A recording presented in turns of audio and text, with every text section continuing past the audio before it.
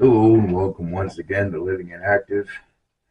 It is such a relief to say that without having the pressure of, yeah, I know I said I was going to stay offline until New Year's and it's not New Year's, but uh, I'm glad I said in the last video that I wasn't going to do that anymore. This is much better, much easier, much more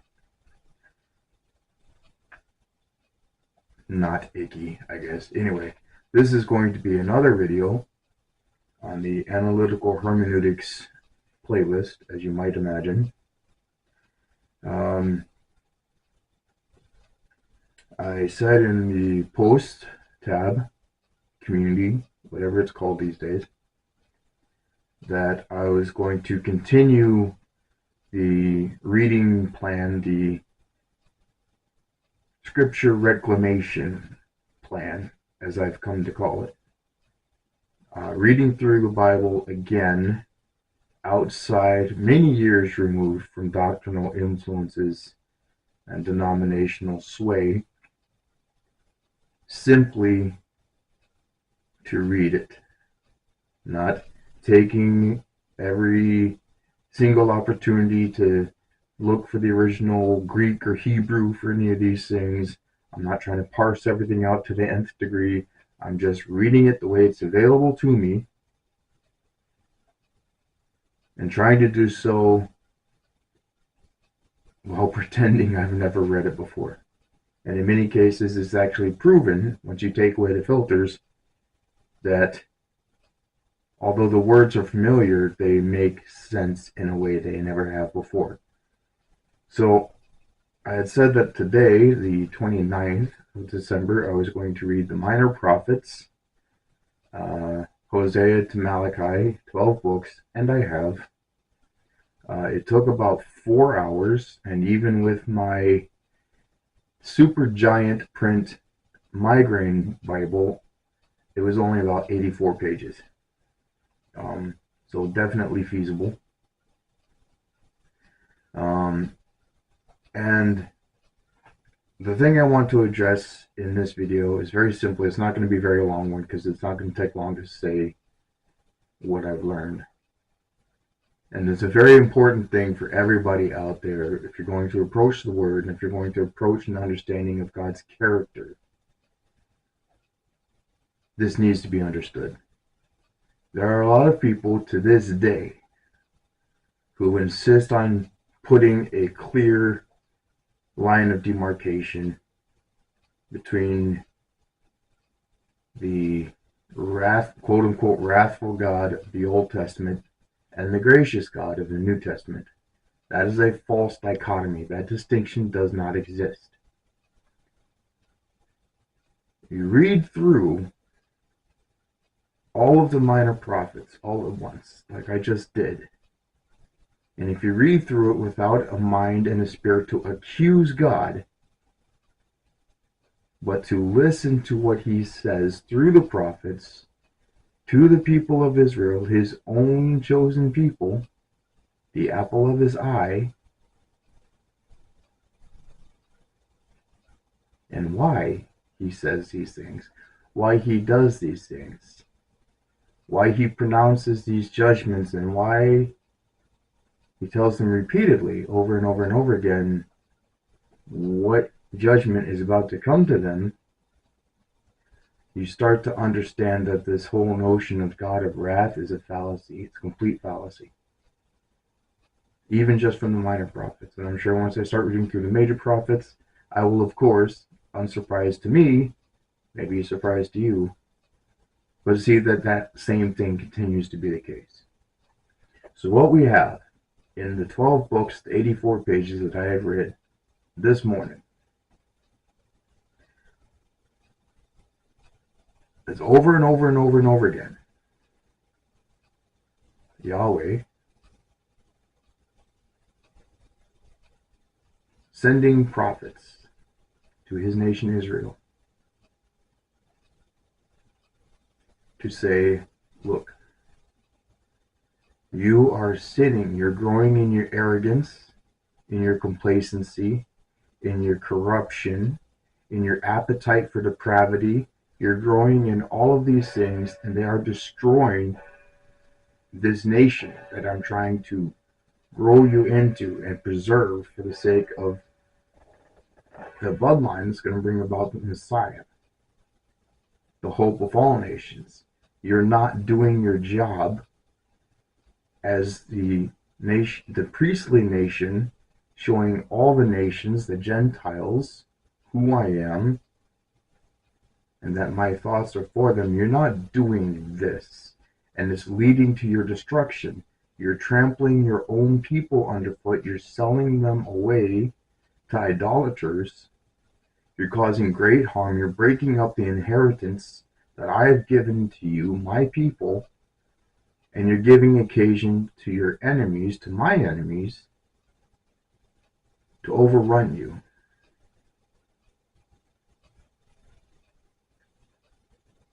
And the consequences of these things are grave and vast and deeply detrimental to your relatively individual experience.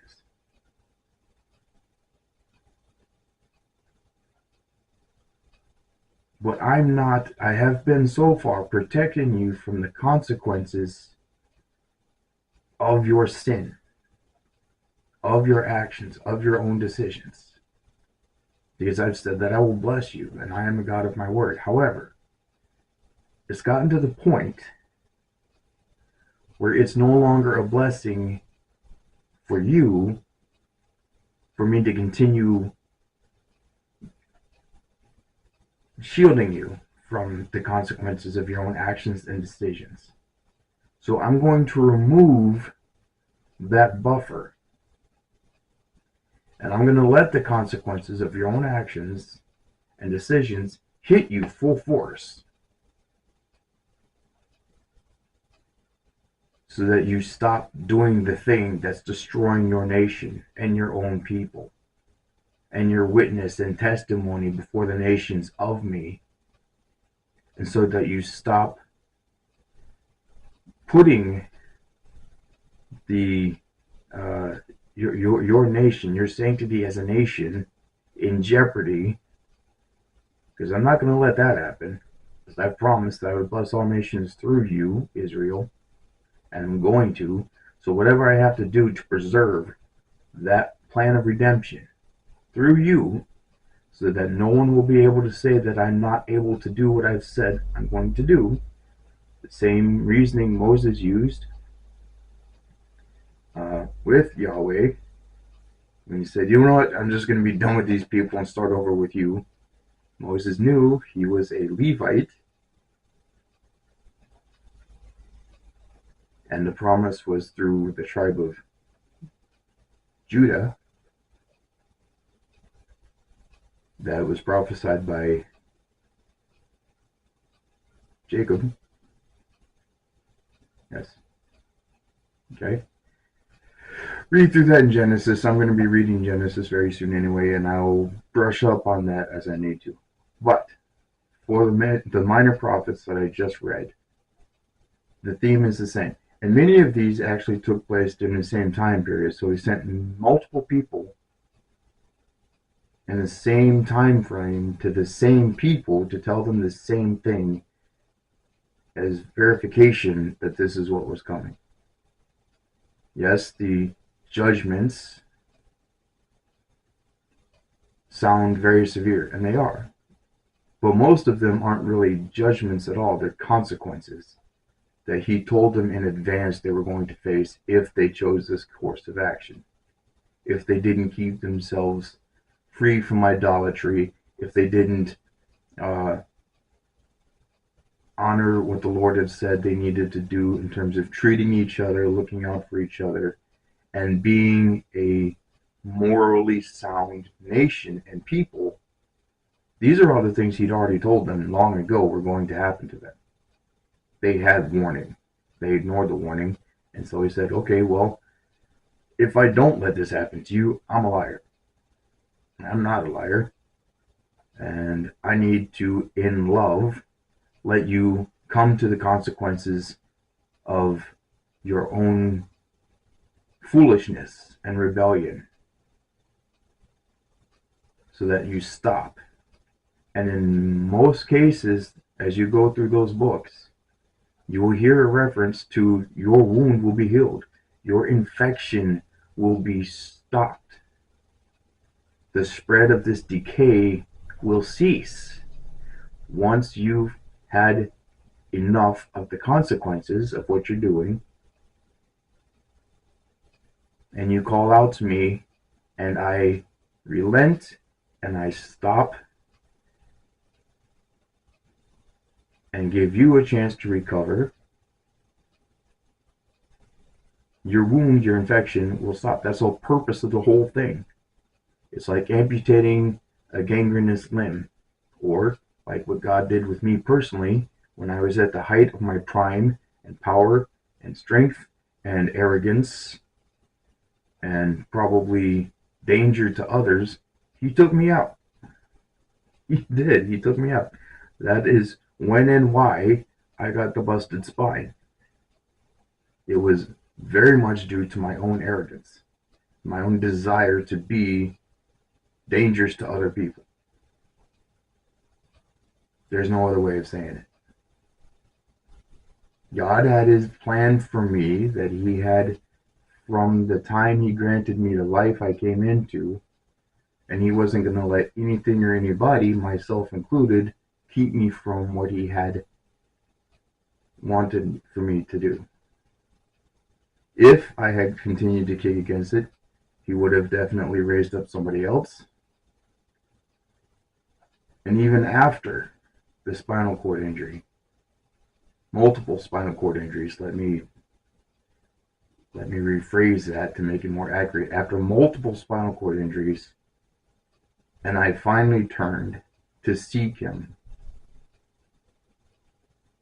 and then he began retrofitting the consequences of my own sinful decisions and actions and pride and arrogance and disregard for the things that he says are holy and right.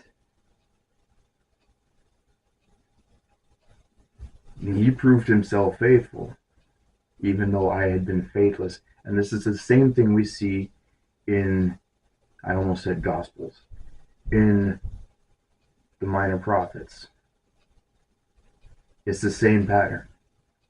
Look, I told you not to do these things because you're hurting your own people. You're hurting your witness in front of the other people. You're bringing shame to my name.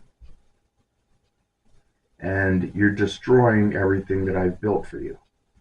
So, I'm going to let you face the consequences of those things that I told you were going to come if you didn't adhere to what I was telling you to do. I tried to prevent this whole thing first by saying, I will be your God, you will be my people, you don't have a need for a king. Here's what's going to happen to you if you beg for a king, if you get a king, and yet you said you wanted to be just like the other nations and have a king, so I gave you a king, and all these things happened, and here you go. Everything I told you was going to happen to this country is happening to this country, this nation, this people. But still, I am God. You are mine, and I called you by my name. So even in, like I'm going to read in Jeremiah 29:11 again before too long, even in your correction, even in the discipline, as harsh as it seems,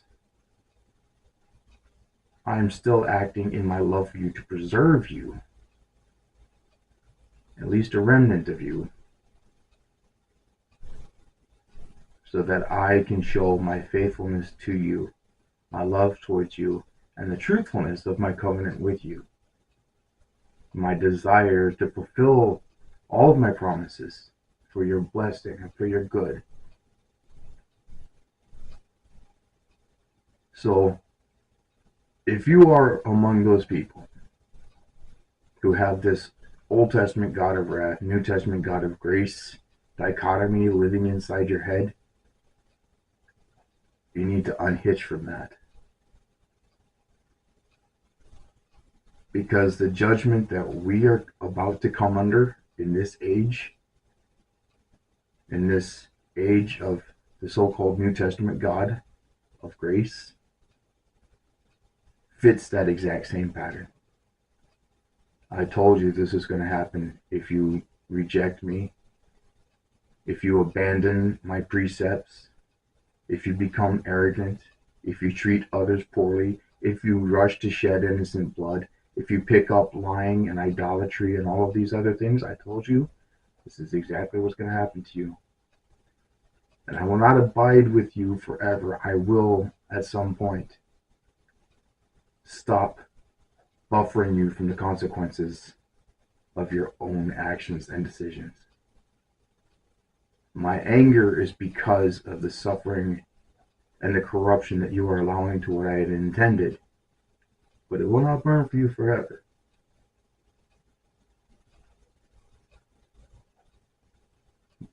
The final ultimate judgment of this earth that's going to lead to after Jesus has his millennial reign. It's going to lead to the destruction of this cancerous, infected, wounded creation, and the implementation of a brand new, pure, unbruised creation, where the perfection of God's will be brought about and set in motion for all the rest of eternity. It is all done because God loves what he has created, and he does have an intended purpose and end for his creation, and his purposes are not thwarted, so he will do whatever he needs to do to preserve his intent in love for our sake. And we can either benefit from it or be destroyed by the purification process that he's using to protect it. And that is where your personal accountability comes in with regards to how you answer the question that Jesus asked his disciples. Who do you say that I, the Son of Man, am? Well, there you go. There's the minor prophets. In a 17, almost 18-minute nutshell. Hebrews 11:6.